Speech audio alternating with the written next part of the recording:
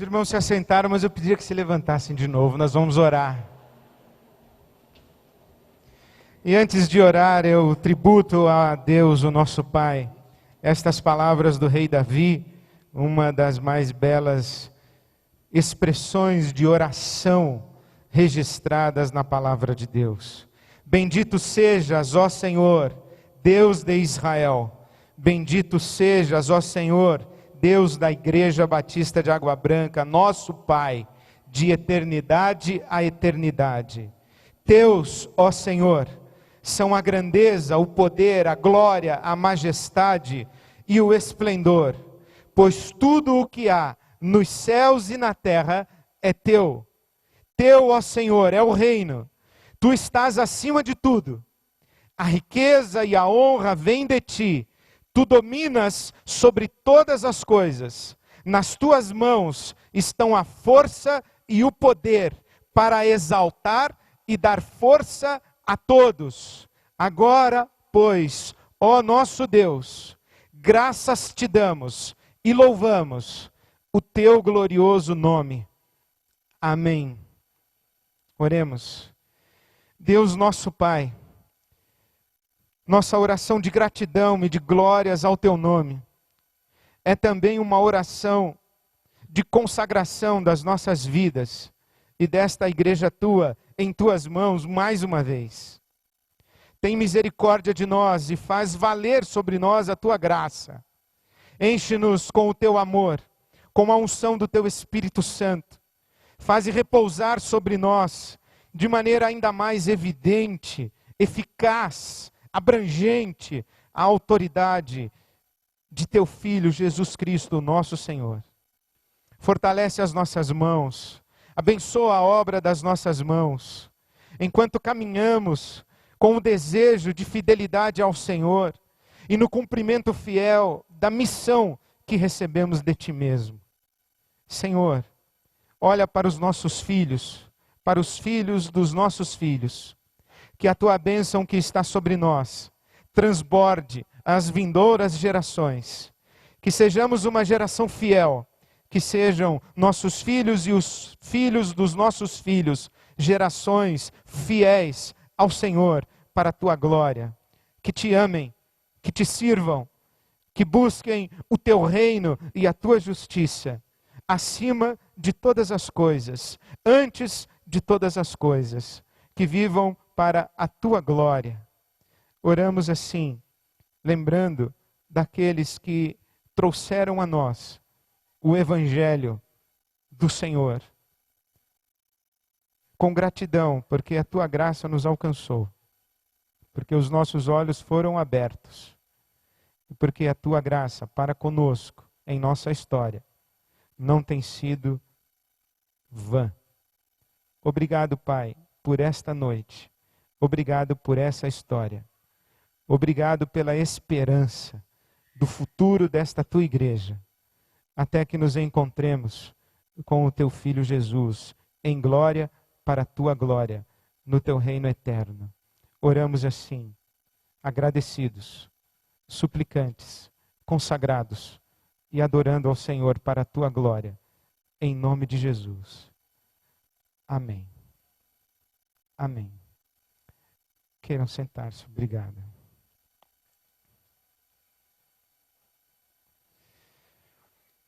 Eu tenho grande prazer e grande alegria de, nesta noite, receber como pregador da nossa celebração de jubileu o pastor Irlando Pereira de Azevedo.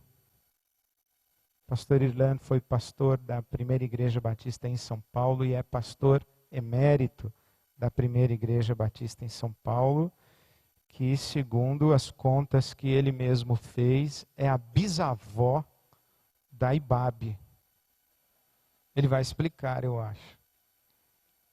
Porque a nossa igreja foi organizada como filha da Igreja Evangélica Batista Paulistana, que por uma divina coincidência, o pastor Irlando, no próximo domingo, dia 6, assume o pastorado interino da Igreja Paulistana. Pastor Irlan tem servido a Deus em nossa denominação batista já há mais de 50 anos e atualmente tem trabalhado e se dedicado ao ensino, à educação teológica. É presidente emérito da Convenção Batista Brasileira.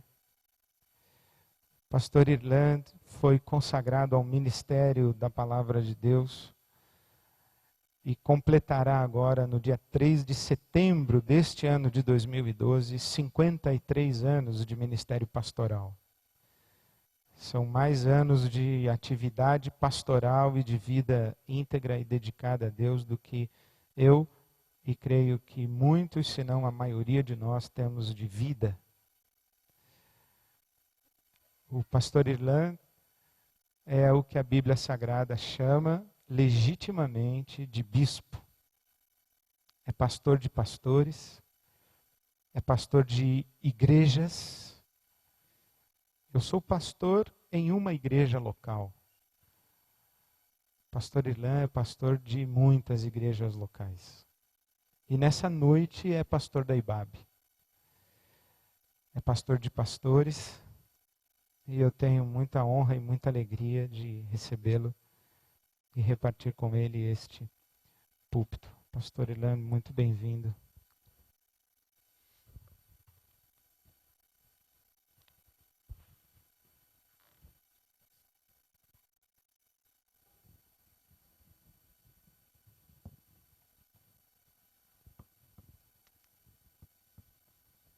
O púlpito é seu, a igreja é sua, pelo menos por um pouquinho tempo. Por 1h30. Deus o abençoe, muito obrigado pela sua presença. Meus irmãos amados da Igreja Batista de Água Branca, com muita alegria e sentindo a honra do cometimento, recebi o convite, através do pastor Ed Renekiewicz, para proferir a mensagem deste 75º aniversário desta amada igreja. Rendo graças a Deus pelo privilégio de ocupar este púlpito que tem sido ilustrado e abençoado pela presença do pastor Ed por 23 anos, como foi ilustrado e abençoado pela presença e atuação do pastor Pascoal Pirageni Júnior, como antes deles pelo pastor Plínio Moreira da Silva. Eu dou graças a Deus por estar aqui.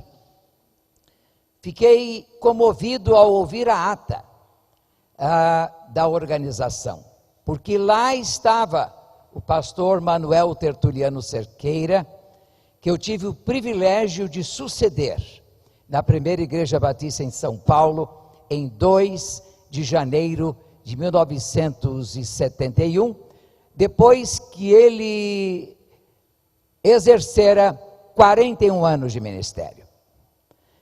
Aqui estava ele, participando da organização da igreja.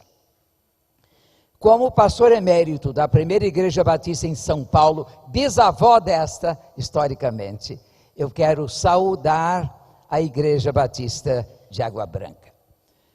Também Deus me permite integrar a equipe do púlpito da Igreja Batista da Liberdade neste ano, lá pregando 2 vezes por mês.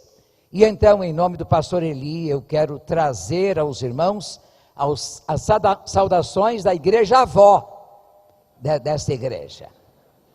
E como pastor eleito, que vai tomar posse no próximo domingo, e representando o pastor que acaba de deixar a Igreja Batista Paulistana, o pastor Jackson Rondini, eu quero desejar à Igreja Batista de Água Branca muitos anos de efetiva presença na cidade de São Paulo, e que o pastor Ed continue a bênção que vem sendo nestas mais de 2 décadas, que ele continue a ser uma bênção para esta igreja, para os batistas e para o mundo evangélico, como um dos grandes comunicadores da palavra de Deus nesta geração. Eu sou de ontem e sou de hoje. Eu não sou de anteontem, porque de anteontem são os apóstolos, sobre cujos ensinos nós estamos plantados. A nossa igreja é apostólica. De anteontem, historicamente, porque ele é eterno, é Jesus, que é pedra angular da igreja e sobre cujos ensinos e cuja vida também estamos assentados. Louvado seja Deus, portanto, por esta igreja. Eu vou ler uma porção bíblica do livro de Cantares, ou Cântico dos Cânticos. O livro de Cantares é uma verdadeira canção de amor, em que um homem apaixonado e uma jovem apaixonada cantam o amor. O amor conjugal é provisão divina. Deus quer que um homem e uma mulher construam um casamento abençoado, sólido, em que se amem e em que se entreguem um ao outro, de modo a construir uma comunhão que dura para sempre. Pela bênção de Deus, completei dia 10 de março 56 anos de casamento. E se pudesse voltar a 1956, com certeza eu casaria com a dona Zilá outra vez. Pena que ela não esteja aqui para ouvir isso. Ela viria, mas ela não gosta de frio. E o frio a deprime. Por isso ela não veio, mas minha intenção, meu desejo era trazê-la. Para dizer estas coisas a ela. Ela sabe disso, ela sabe de cor. Que eu a amo profundamente, loucamente. É uma coisa impressionante. É bem verdade que ela foi louca em me escolher. Ela me tem visto durante 52 anos, dedicando a minha vida à igreja, dedicando a minha vida ao evangelho, viajando. Uma vez eles estavam tanto aborrecida com minhas viagens, e ela me disse o seguinte: Irlande, você devia ser padre. Porque aí você dedicaria a sua vida inteira. Eu digo, olha, eu seria padre se você fosse freira. Porque eu passaria pelo convento seu, assobiaria, você desceria com permissão ou não da Madre Superiora e nós fugiríamos. Eu não nasci para ser celibatário, eu nasci para casar e graças a Deus sou bem casado. E eu dou graças a Deus pela bênção da família. Mas o livro de Cantares é um livro lindo, de expressões de amor. Os judeus interpretavam alegoricamente o livro de Cantares para significar a relação de Deus com o seu povo. Aliás, literatura profética diz respeito a essa relação. Realmente Deus se declara o marido e o povo de Israel a esposa, muitas vezes infiel. Então os judeus entendiam alegoricamente que aquele que falava em nome do esposo era o Senhor e aquela que falava em nome da amada era o povo de Israel. Os pais da igreja cristã interpretam também o livro de Cantares alegoricamente. E nesse caso, o marido, aquele que declara o seu amor, é Jesus.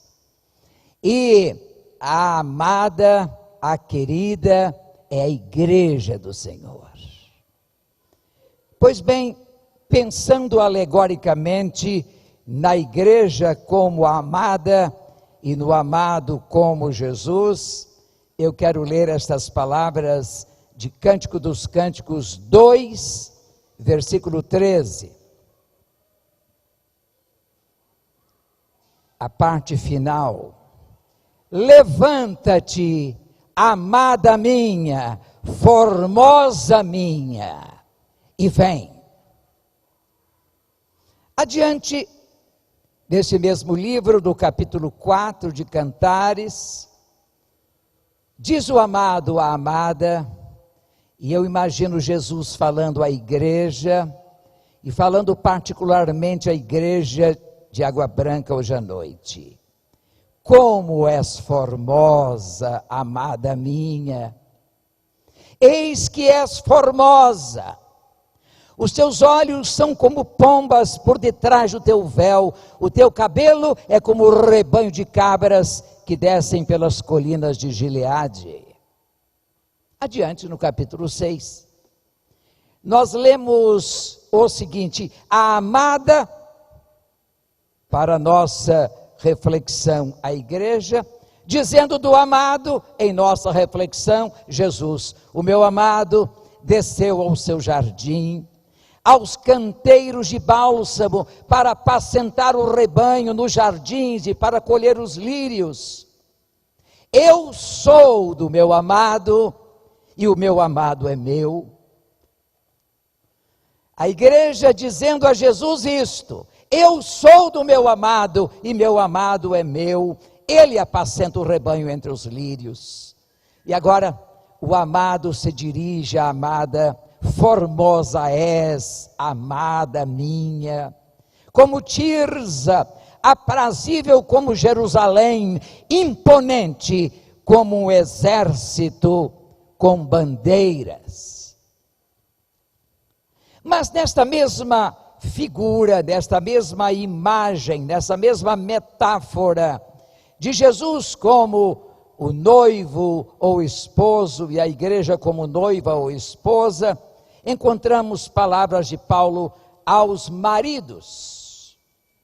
Na carta aos Efésios, uma carta que provavelmente foi encíclica, foi mandada a várias igrejas, ele diz o seguinte, lá no capítulo 5 de Efésios, no capítulo 5, versículo 25, vós maridos, amai a vossas mulheres, como também Cristo amou a igreja, e a si mesmo se entregou por ela, a fim de a santificar, tendo-a purificado com a lavagem da água pela palavra, para apresentá-la a si mesmo, igreja gloriosa, sem mácula, nem ruga, nem qualquer coisa semelhante, mas santa e irrepreensível.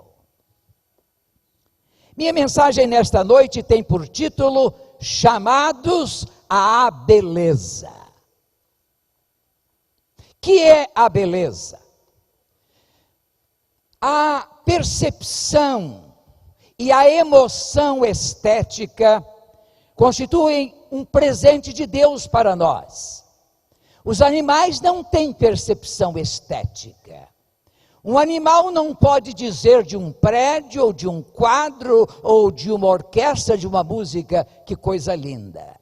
Mas nós recebemos de Deus esta capacidade, assim como recebemos a consciência moral, a percepção moral, recebemos a percepção estética. E nós podemos dizer diante do belo: que lindo quadro, que linda música, que lindo espetáculo, que lindo hino, que lindo coral. Deus nos deu essa capacidade. A beleza constitui a expressão de harmonia, de equilíbrio das formas.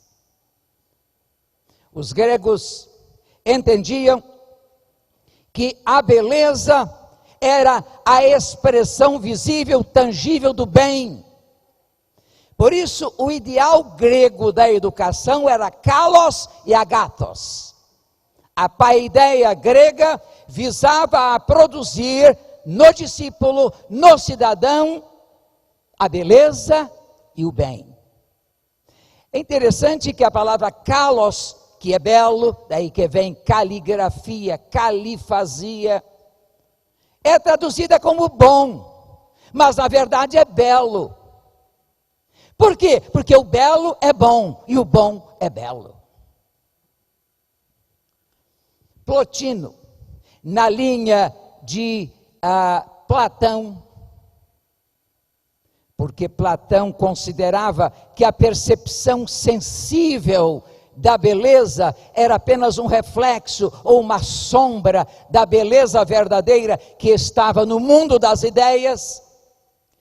Entende, refiro-me a Plotino, que a beleza é a expressão tangível, perceptível da beleza que está no Logos, na deidade.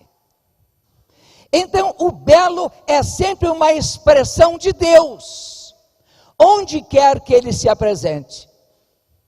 Na beleza física, na beleza plástica, na beleza moral, na beleza espiritual, a beleza é uma expressão de Deus. Mas vocês já repararam que a beleza humana é sempre marcada pela finitude?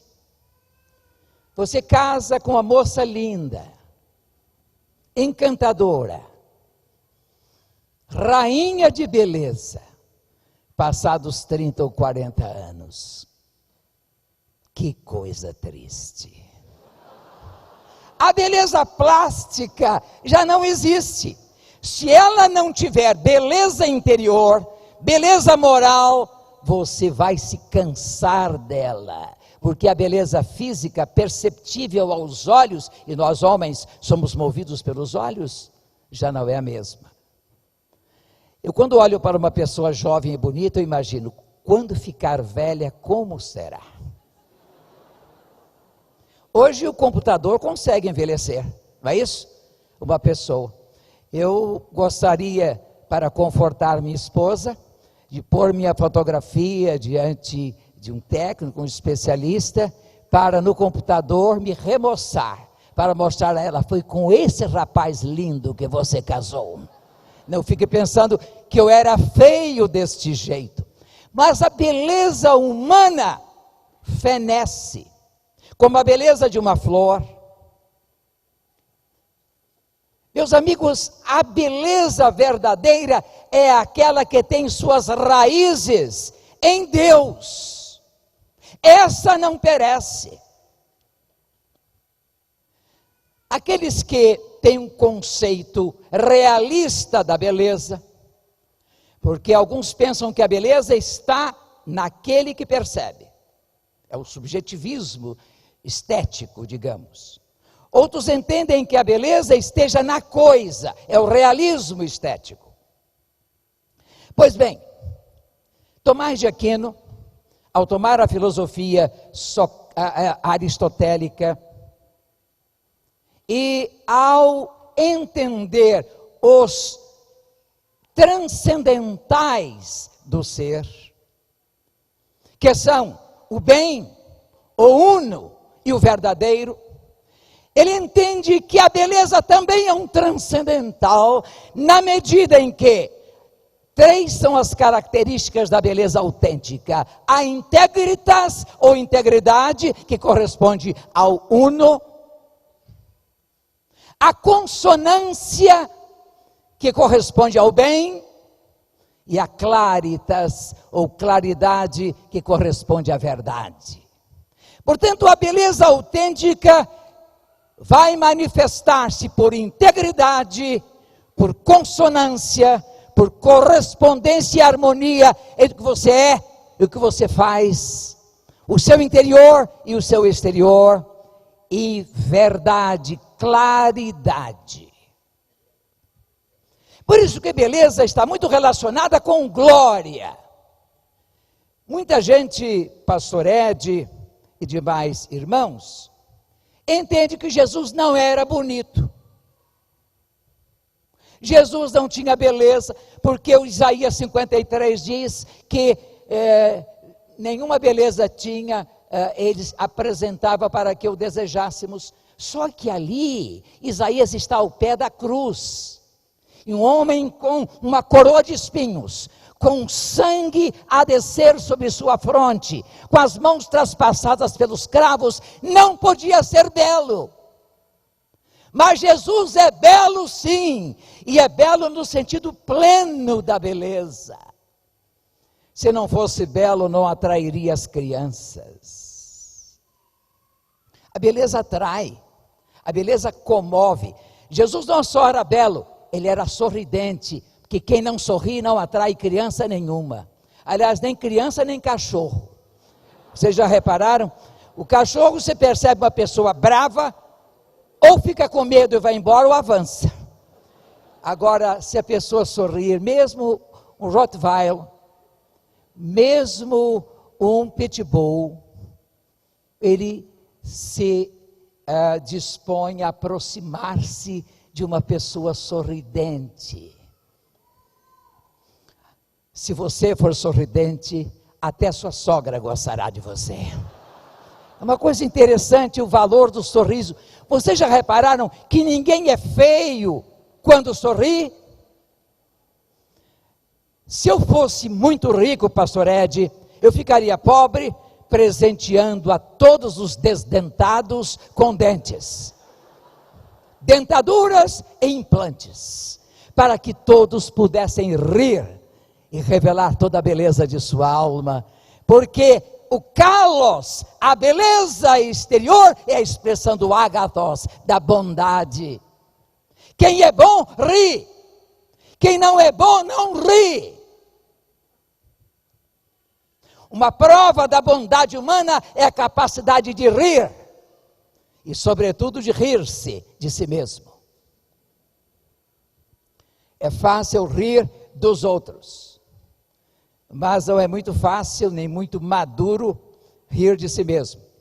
Se você contar os micos que você paga, primeiro a sua família vai gostar demais de rir com você. Depois todos da família serão encorajados a contar os deles. E aí fica uma verdadeira reunião de alegria. Não é isso? Faça isso. Não ria dos outros, ria de si mesmo. E aí a alegria será grande em casa, como eu gosto de rir. Acho que beleza e riso têm íntima relação. Eu já escrevi um trabalho, não publiquei ainda, sobre a bênção de rir, e eu aprendi uma coisa interessante, que há 3 tipos de riso. O riso da cabeça, o riso do peito e o riso da barriga. O riso da cabeça é aquele riso intelectual, aquela piada filosófica. Só os entendidos percebem. Você que está no meio, para não fazer feio, dá um risinho de consideração, de cortesia. Agora, não é geral este riso.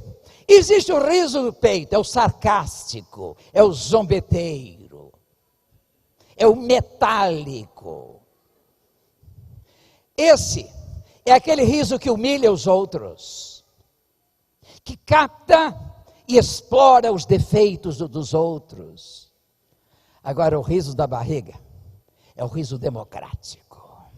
É aquele riso, quando a gente percebe um desequilíbrio, porque todo riso é produzido por um desequilíbrio, por uma assimetria. Por exemplo, se alguém vai caminhando pela rua e pisa numa casca de banana e cai, por que a gente ri?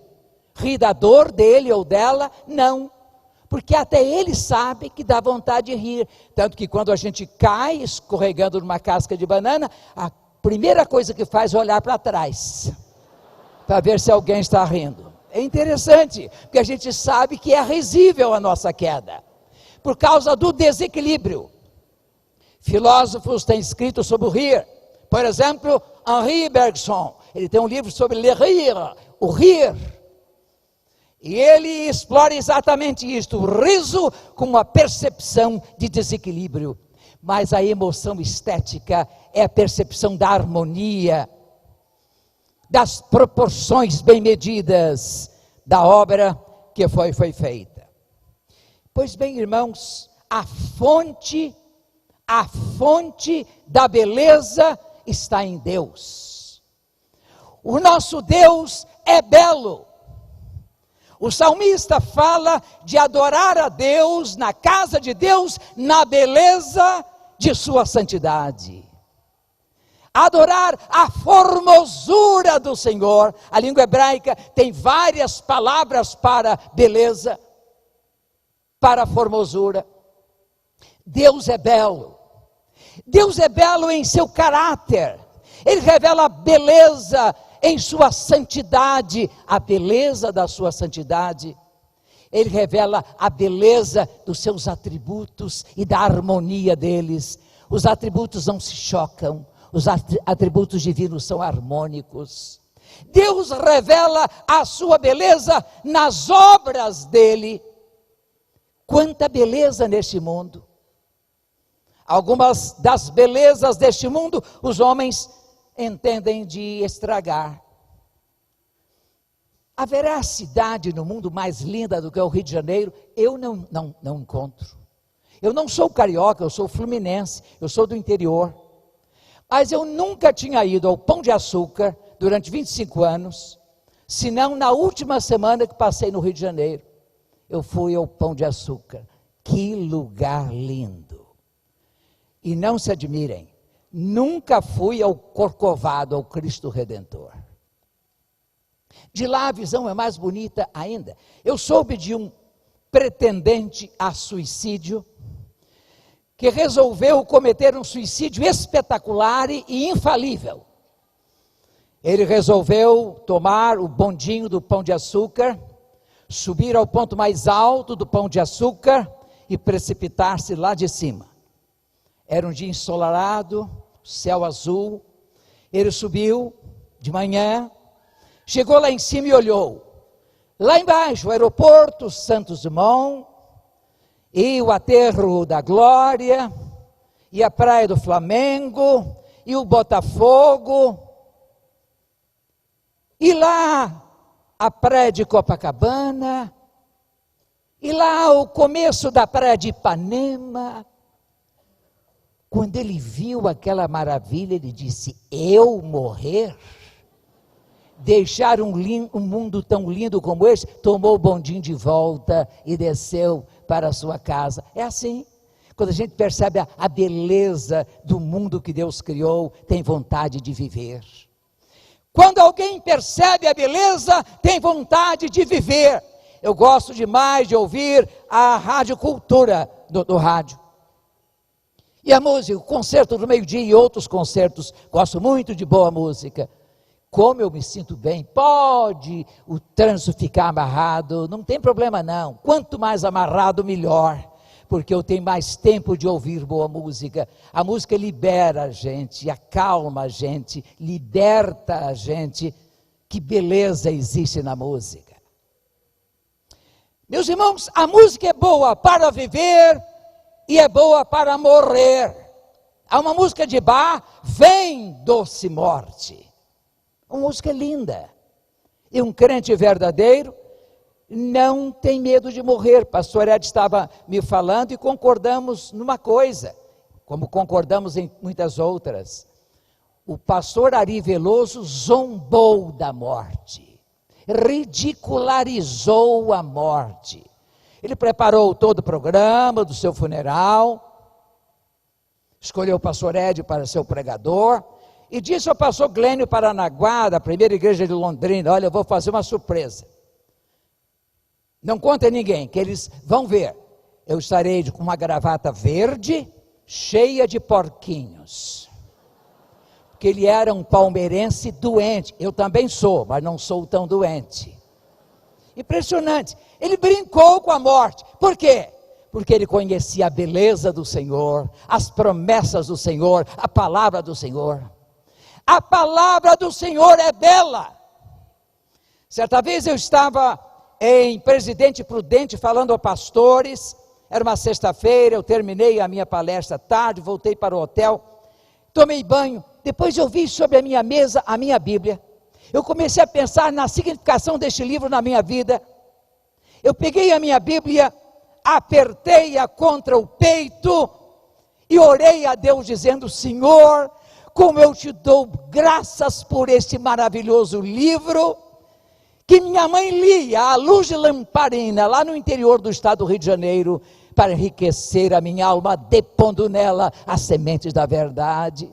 Como te dou graças por este livro que me ajudaram na vida cristã, me ajudaram a escolher aquela que tu designaste para ser a minha companheira. Como este livro me ajudou, ó Deus, a educar meus filhos nos caminhos do Senhor. Como este livro me tem dado alimento para alimentar o teu povo em quase 5 décadas.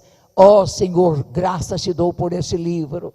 E chorando, eu apertei contra o peito. Que lindo livro este. Por isso que Davi, ou salmista, diz: lâmpada para os meus pés é a tua palavra e luz para o meu caminho. Lindo é Deus, na sua essência, no seu caráter, nos seus atributos, nas suas obras. Ele criou um cosmos. A palavra cosmos significa belo, ordeiro. Daí que vem cosmético, produto de beleza. A palavra cosmos em latim é mundum. Significa com ordem, com limpeza, enquanto o imundo é o que não tem ordem nem limpeza. Pois o homem se incumbiu de transformar cosmos em caos, imundo em imundo. Mas Deus quer um mundo limpo e lindo. Por isso, o mandato ecológico. Meus irmãos, Deus é belo. A beleza tem as suas raízes em Deus. E, sobretudo, porque em Deus o parecer e o ser correspondem à consonância, à integridade e à clareza, à claridade, à glória de Deus. Mas, meus irmãos, a expressão tangível da beleza de Deus é Jesus Cristo. Jesus Cristo é nossa definição de beleza. Você quer saber o que é ser belo? Olhe para Jesus. Jesus disse: quem me vê a mim, vê o Pai. Então a beleza transcendente de Deus, a beleza visível nas suas obras e em sua palavra, ela se torna encarnada. O Verbo se fez carne e habitou entre nós e vimos a sua glória, cheio de graça e de verdade. 3 coisas importantes: glória, graça e verdade. Os componentes da beleza do Deus encarnado, Jesus Cristo. Meus irmãos, é Jesus a expressão máxima da beleza. Beleza do seu caráter, beleza dos seus ensinos, beleza do seu exemplo de amor às pessoas, exemplo na restauração dos que caem, como foi o caso de Pedro e de Tomé, exemplo de paciência e longanimidade, quando suportou Judas até o fim, exemplo de perdão. Jesus viveu perdoando e morreu perdoando. A beleza do seu perdão. Uma vez um crente me disse, um crente nordestino, eu não sei quantos nordestinos há nesse auditório, talvez a maioria, porque é muita gente boa do Nordeste que vem para São Paulo, e aqui ajuda essa gente a construir a cidade de São Paulo. Ele me disse: pastor, eu sou um bom crente. Quando o crente diz que é bom crente, eu não acredito muito, eu prefiro que os outros digam. Eu sou um bom crente, pastor, mas eu não levo desaforo para casa. Eu disse: olha, é muito interessante, porque Jesus Cristo, que é seu Salvador e meu também, levou o desaforo para o céu. E olha que o céu é muito melhor do que sua casa e a minha. Mas não só isso. Jesus não só levou o desaforo para o céu, como orou pelos desaforados. E orou como? Vamos dizer juntos: Pai, perdoa-lhes, porque não sabem o que fazem. Vamos dizer juntos: Pai, perdoa-lhes, porque não sabem o que fazem. Meus irmãos, não há como viver bem, nem morrer bem, sem a beleza do perdão.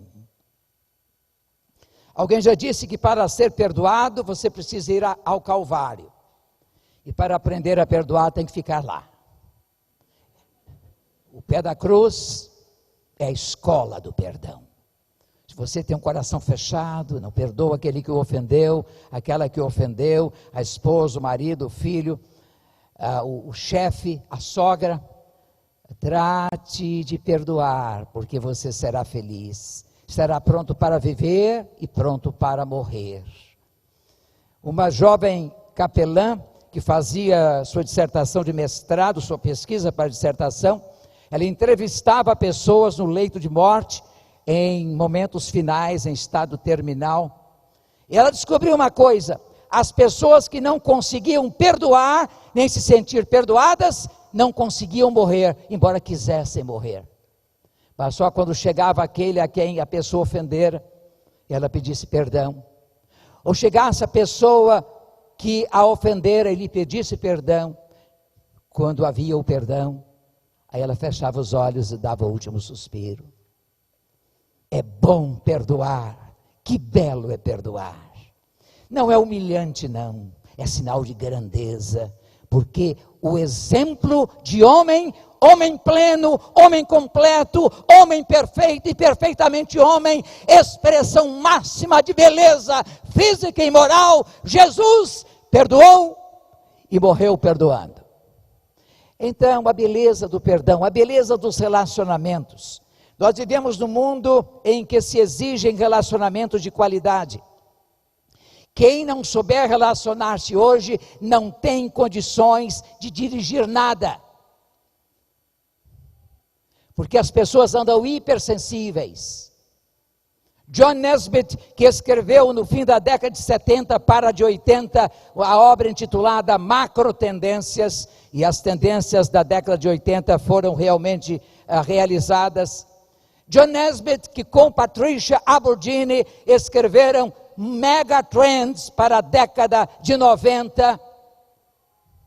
E agora, aquelas tendências se cumpriram.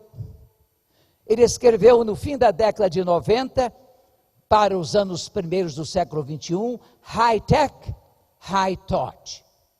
Isto é, para um tempo de alta tecnologia, é mister que haja o fino toque, o alto toque dos relacionamentos humanos. E quem se relaciona melhor do que Jesus? Ah, Jesus é o meu exemplo, é o meu padrão. Padrão de perdoar, padrão de levantar os que caíram, padrão de restaurar os que negaram, como restaurou Pedro, num encontro muito pessoal, de que dá conta a Bíblia. Ah, meus irmãos, Jesus é exemplo. Mas nós, Igreja de Jesus Cristo, vocês, Igreja Batista de Água Branca, hão de ser, como discípulos de Jesus, parecidos com Ele. Não há maior ambição, não há maior sonho, não há maior desejo, não há maior projeto neste mundo do que ser parecido com Jesus. Nós cantávamos há 30, 40 anos um hino que não se canta mais. Não sei se é sintomático de que não queremos mais a coisa que aquele hino diz. Mas o hino dizia que a beleza de Cristo se veja em mim. Toda a sua admirável pureza e amor. Ó tu, chama divina, é o Espírito Santo. Todo o meu ser refina, como se fosse num cadinho, até que a beleza de Cristo se veja em mim. O hino do Inário para o Culto Cristão faz coro com essa oração. Quero ser como Cristo. E devemos sê-lo porque Jesus quer isto. Vós sereis meus discípulos se fizerdes o que eu vos mando. Basta ao discípulo ser como seu mestre. E nós, além de discípulos, somos havidos como noiva de Jesus Cristo. Nós temos que ter o jeito de que Ele gosta, o olhar de que Ele gosta, a indumentária de que Ele gosta, as maneiras de que Ele gosta. Nós precisamos preparar-nos para o casamento, e o casamento, as bodas, ocorrerão quando da sua vinda. Paulo, escrevendo aos Coríntios a sua segunda carta, diz que ele, com zelo de Deus, zelo ali é ciúme, ele prepara a igreja como uma noiva, como uma virgem pura, para o seu noivo que é Jesus. A igreja de ser bela. E Jesus que está para voltar, Jesus está dizendo à igreja como o amado de Cantares: ó, amada minha linda, vem, desperta e vem. Jesus está querendo ver a face linda da igreja no mundo horrendo, no mundo feio, no mundo em que o desequilíbrio moral e espiritual se nota em todas as relações. Ah, como a igreja precisa ter beleza neste tempo. Meus irmãos, eu ando preocupado com o cristianismo de hoje. Um cristianismo de cara feia, um cristianismo de vida feia, um cristianismo sem alegria, um cristianismo de duplicidade, em que domingo somos uma coisa e segunda-feira outra, um cristianismo em que ouvimos desde o púlpito da igreja as mensagens mais vibrantes e próprias a conduzir-nos à santidade, mas continuamos segunda-feira a mesma vidinha de sexta-feira, dando razão ao autor ateu, que diz que cristão é aquele que no domingo confessa os pecados da semana anterior e que com certeza vai repetir segunda-feira. Ou fazemos como aquele homem numa igreja americana que comparecia 2 ou 3 vezes por ano à igreja. Na noite de 31 de dezembro, lá estava ele, noite de vigília. E ele vinha, entrava solenemente, ajoelhava-se à frente, junto ao púlpito, e orava. Toda vez, havia uma velhinha que se sentava no primeiro ou segundo banco, e observava aquele homem. Observou 1 ano, observou o segundo, e ouvia o que ele orava. Ele orava assim: retira as teias da minha vida, Senhor. Aquela velhinha já estava irritada com o comportamento desse homem. Idoso também se irrita. Naquele 31 de dezembro, noite de vigília, entrou o homem solenemente pelo corredor, lá para 11h30 da noite, foi à frente, ajoelhou-se, ia fazer oração, a velhinha veio para perto dele. Ele fez oração: Senhor, com muita espiritualidade, retira as teias da minha vida. A velhinha chegou e disse: mata a aranha, Senhor. Quer dizer, não adianta retirar as teias se a aranha do pecado continua no coração. Mata a aranha. Há muito crente com o coração cheio de aranhas, com a mente cheia de aranhas, a produzir teias, a prendê-los. A falta de beleza. Meus irmãos, como é preciso que haja beleza hoje no mundo. A sua família tem de perceber a beleza do Evangelho na sua vida. Um jovem, certa vez, converteu-se lá na primeira igreja. Ele era policial militar. Aliás, militar. Ele veio a mim 2 meses depois de batizado e disse: pastor, eu tomei uma decisão, estou muito feliz. Resolvi mudar-me de minha casa lá em Santo André, porque meu pai e minha mãe zombam de mim, riem-se de mim, não me deixam sossegado para orar, ler a Bíblia. Eu então resolvi vir para o centro e morar com um colega, membro da igreja, aqui perto da igreja. Eu não estou certo, pastor? Eu disse: está absolutamente errado. Mas como, pastor? Ele foi frustrado pela intenção dele, porque o lugar de a luz brilhar é nas trevas. Seu pai, sua mãe e seu irmão precisam de você lá, mostrando a beleza do Evangelho, a luz do Evangelho. Sabe o que esse moço fez? Voltou para casa. O pai se converteu, a mãe se converteu e o irmão se converteu. Meus irmãos, o lugar de brilhar é em casa, é no trabalho. Você tem que mostrar a beleza de Jesus, a beleza do Evangelho, o poder do Evangelho. Por isso eu não me envergonho do Evangelho, porque o Evangelho é o único poder que transforma o ser humano. Por isso que quem está em Cristo, nova criatura é. As coisas velhas já passaram, eis que tudo se fez novo. Por isso o lugar de brilhar é lá. Você tem de brilhar lá na academia, você tem de brilhar na escola, você tem de brilhar no trabalho, você tem de brilhar na empresa, você tem de brilhar como chefe, você há de brilhar como empregado, você há de brilhar. E o seu brilho, a sua beleza, vai encantar, mover e comover aqueles que o rodeiam. A igreja precisa mostrar a sua face. Mostra a tua face, ó minha amada. A igreja precisa de mostrar sua face linda. E a igreja precisa ir se preparando para o encontro com o Senhor. E sabe o que o livro de Apocalipse diz? Que as vestes de linho, as vestes brancas da noiva, são as obras de justiça praticadas pelos santos.